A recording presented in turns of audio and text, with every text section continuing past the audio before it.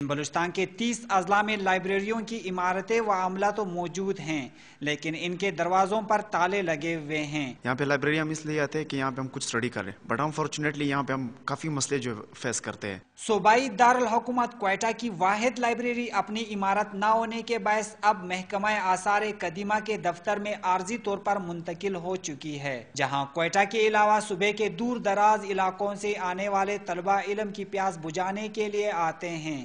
پہلے لائٹس نہیں، یہاں پہ اندھیرا ہوتا ہے، اسٹوڈنٹ کو سامنا ہوتا ہے اس مشکلات کا، اور دوسرا پانی کا بڑا مسئلہ ہے، پینے کے پانی کا، وضو کے پانی کا۔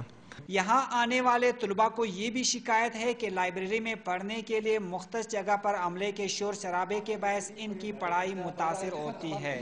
صبح شام شور بس ہم لوگ ادھر پڑھ نہیں سکتے۔ کسی قوم کی علم دوستی کا اندازہ اس معاشرے میں موجود لائبریریوں کی زیادہ تعداد اور سہولیات سے لگایا جا سکتا ہے، لیکن ہمارے ہاں الٹی گنگا بہتی ہے۔ پورے کوئٹہ شہر کے 27 لاکھ کی آبادی کے لیے صرف ایک ہی لائبریری ہے، جہاں پر بھی سہولیات نہ ہونے کے برابر ہے۔ کیمرامین عصمت خان کے ساتھ آرین خان، ڈان نیوز، کوئٹہ۔